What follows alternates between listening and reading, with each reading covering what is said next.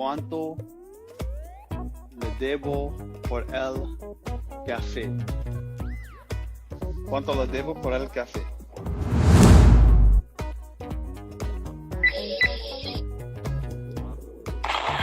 It was good. It was good. I didn't think I was going to be able to get it. And then it just came out. Today I want to introduce you to Mark. Mark is one of my clients, and Mark and I have been going through Spanish. So it's very, very, very easy to see that when a person is learning a language, what is their level?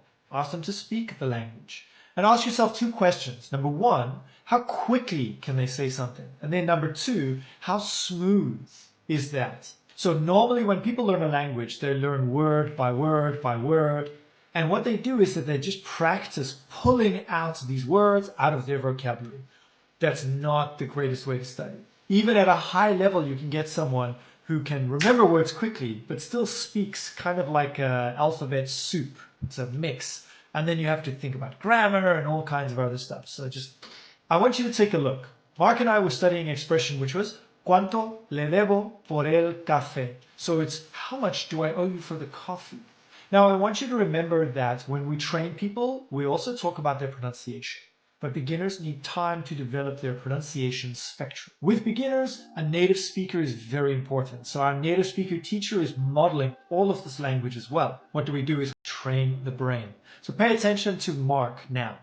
¿Cuánto le debo por el café? How much do I owe you for the coffee? Did you notice how Mark was nodding his head while he was speaking? That is very typical of someone who is remembering. It's symptomatic of memory. It means that the memory is not strong. The body needs to assist in the memory. Okay? A little bit of practice, a few repetitions, but controlled, allows us to take it to a place where he's a lot smoother. So you can listen to his pronunciation in groups as well. So we started to group it together in a different way. ¿Cuánto le debo por el café? Finally, remember that memory is about how quickly can you pull something back that you have forgotten about. You've allowed your brain to forget it and you want to bring it back up.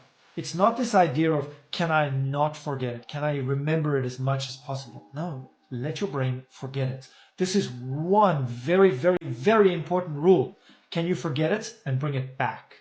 Because if you don't allow the chance to forget it, technically you have not remembered anything. You have just stayed in this place of familiarity. And that is actually a very soft, very bad way of training memory.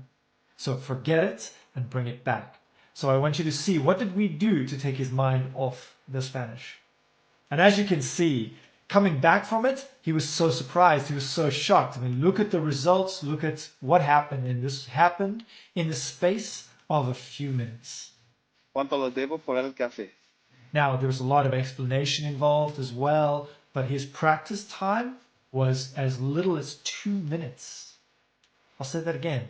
His practice time to go from the beginning result to the end result was 2 minutes. Take a look at that clip again. ¿Cuánto le debo por el café? Remember that when you learn a language, it's not just about what are you studying, it's about how you are studying. It was good. It was good. I didn't think I was going to be able to get it. And then it just came out. I'm Justin. Happy studies.